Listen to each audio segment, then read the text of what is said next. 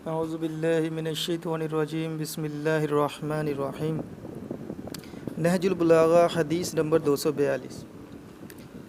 पिछले खुतबे में मैंने बात की थी कि इंशाअल्लाह ये खुतबा अब हम जिसकी तरफ जा रहे हैं वो हज़रत उस्मान बिन अफ़्फ़ान रज़ियल्लाहु अन्हु की शहादत की तरफ इशारा जो वाक़यात हुए थे उनको बयान करता है। तो ये वही खुतबा है और हज़रत उस्मान रज़ियल्लाहु अन्हु के जो मामलात हैं वाज़ेह तौर पे इसमें हज़रत उस्मान रज़ियल्लाहु अन्हु पे एतराज़ात की बात की गई है और मैंने उस पर तफ़सीलन अहले सुन्नत की किताबों से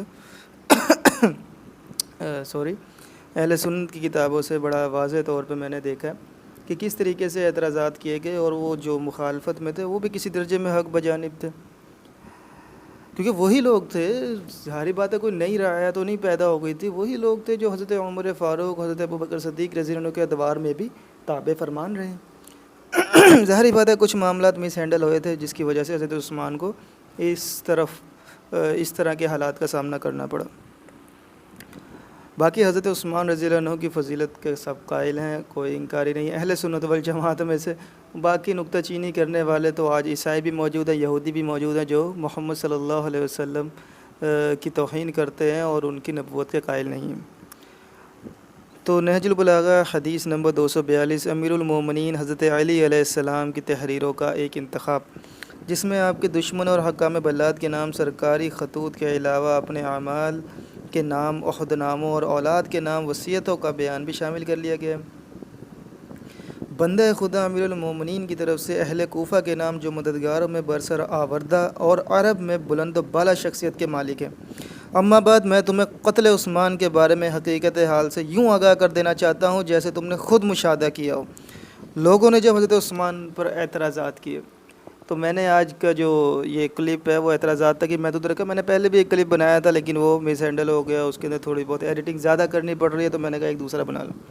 तो हज़रत अली की तहरीर का एक मुख्तसर सा हिस्सा है कि हज़रत अली की तरफ से ख़त उन लोगों के लिए जो हज़रत अली की को हज़रत उस्मान के कत्ल में मुलव्विस समझते हैं और उन मुंतखब करदा नुमाइंदों की तरफ जिनको हज़रत उस्मान ने किसी ओहदे पर रखा था, जिसमें सर फ़हरिस्त हज़रत मुआविया।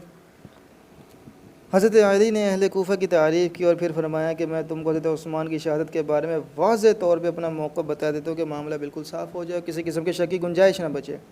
लोगों ने जब हज़रत उस्मान पर एतराज़ात किए वो एतराज़ात क्या थे?